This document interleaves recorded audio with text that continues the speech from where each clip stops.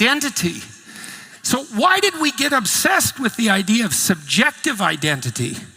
Well, I think this is where, I thought for a long time, if I had to classify myself politically, I thought for a long time that I was a classic liberal. And to some degree, and I mean really in the classic sense, I don't mean in the progressive sense, whatever that is, that the liberal philosophy is essentially the presumption that the cardinal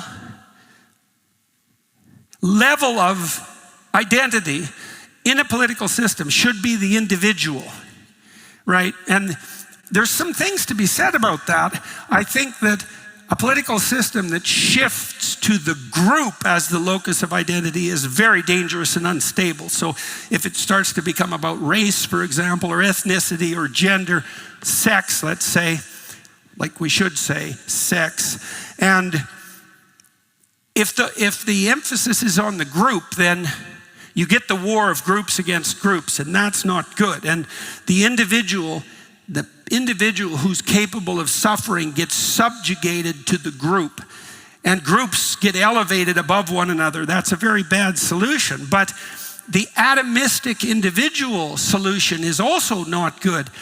The thing about classic liberalism, right, that insistence on the primacy of the subjective is, and the classic liberals knew this, that only works in a society, well, that's the question. When does that work? And the classic liberals, they kind of knew this. They knew that the presumption that the individual was sovereign could be treated as sovereign and could be treated as the cardinal unit of analysis and could be treated as the locale, let's say, of divine right, natural rights. That was only sustainable in a culture that was intrinsically moral, right? So let's say, that's why, for example, your nation is established as one nation under God. You can pursue your individual happiness, but that only works if collectively and individually you're doing something like aiming up. And what that would mean is that surround I described as characteristic of identity, right, sort of stretching up into the cosmic order, that's intact and functioning. Now, I would say a society that's integrated in relationship to its religious story has that surround, and people who are acting out the ethic that might be associated with that religious surround can treat themselves as individuals. But if the surround disappears, then every individual wars against every other individual, right? Things devolve into chaos. You need a unity of belief in the transcendent in order for the individual to be the proper unit of analysis. And then, of course, that begs the question, and that's certainly the question of our time. Well, what is that transcendent surround? How do you conceptualize that? That's another question about what constitutes identity. So let's dig into that a little bit. What beliefs, presumptions, elements of identity are necessary so that the individual can be free and sovereign? All right. I used to ask my students, for example, why they were writing an essay. Why are you bothering with this, right? What's your motivation? Well, the thoroughly indoctrinated and thoughtless students would say, well, to get a grade. And I had students who literally could not think beyond that. They had no idea that there might be some utility in either thinking or writing outside of the practical consequences of getting the grade. And I'm not saying that to denigrate the students. I'm saying that to indict the education system, because these were students, and this was mostly at the University of Toronto where this happened. These were very high caliber students. So they were the beneficiaries, let's say, of 15 years of education. And many of them had no idea that thinking was useful, right? Well, and it is a bit of a mystery. It's like, why think? Well, if you think before you act, you decrease the probability that you'll do something cataclysmically stupid. So that's the issue. That's why you want your thought criticized, because if you have a stupid idea and you act it out, then terrible things will happen to you. And maybe if you discuss your stupid idea with someone who loves you, they'll point out critically why it's stupid, which will hurt your feelings, but you won't die.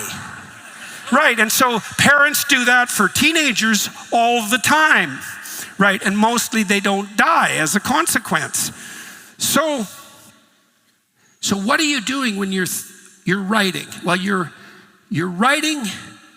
Why are you writing the essay? Well, let's say on the philosophical side, to improve your thinking. Okay, I'm going to leave that aside for a moment. We'll return to that idea. I'll just walk through this a little more practically. Well, I have to complete the essay to get marked. And then I have to, why do you care if you get a mark? Well, I can't pass the course unless I get a mark. Is why do you care if you pass the course? Well, if I don't pass the course, I can't finish my year.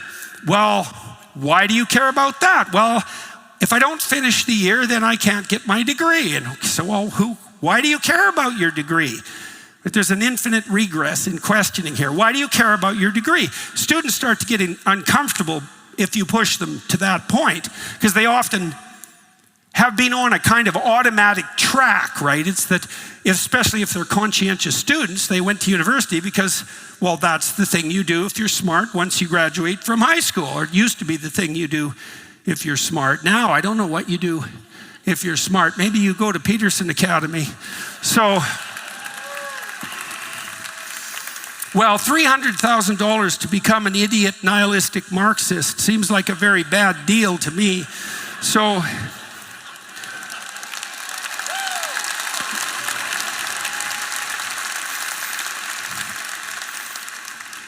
I think it'd just be more fun to become a nihilist at the bar, so be cheaper too. Probably better for you neurologically in the final analysis. Anyways, so you want to get your degree. Okay, well, why? Why bother? Well, because you want to get a job. Okay, well, why do you want to get a job? Well, you need a job to keep body and soul together, but there's more to it than that, right? Maybe you want a job that piques your interest and compels you, so it's focused on something important to you, something that has some meaning to you. And then maybe if the person is wise, they're also thinking, well, I need to take my place as a responsible social agent, and if I have a job, well, maybe I can attract a husband or a wife, and maybe I can provide for my children, so maybe the career is nested in something like what? Service to community, service to family, hopefully. Now, that there could also be, well, I'd like to make a boatload of money and pursue my hedonistic whims in consequence, which is a delusional dream, but, young people and older people can certainly have that. And then you might say, well, why do you want to grow up? Let's say, if we assume that establishing some responsibility and taking care of people is part of maturation. And that's a tricky question. Why bother maturing? And so that's the question addressed in the story of Peter Pan, right? So Peter Pan he's Pan. Pan is the god of everything, God of the wilderness, God of wild instinct. And Peter Pan is an eternal child, right? And he's got this Pan-like nature because to be a child is to be under the sway of primordial instinct. And there is something attractive about that. It's very spontaneous. Like, there's something very attractive about little kids, right? I mean, they're terrible little barbarians and they cannot govern themselves. Like, there are no societies of successful 2-year-olds, right? So, well, this is a really important thing to understand because, people are enamored of the purity and brilliance of their toddlers, and I can understand that because they are remarkable, but they're also they're not adults. And so they're not self-governing. They're not autonomous. They can't take care of themselves. And so all that wonder is fine, but it doesn't work, right? It has to be replaced by maturity.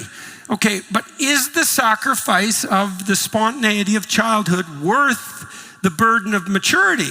This is the problem that Peter Pan wrestles with. Now, he has Tinkerbell, who I like to think of as the porn fairy. And so, because she doesn't really exist. She's kind of an attractive little sprite, and enticing, and she flits around, but she's imaginary, and so she doesn't really require any real commitment, and so porn fairy works out quite nicely in that regard. And it's certainly the case that being enticed by the porn fairy is a way of continuing a kind of pathological immaturity and foregoing a certain kind of responsibility.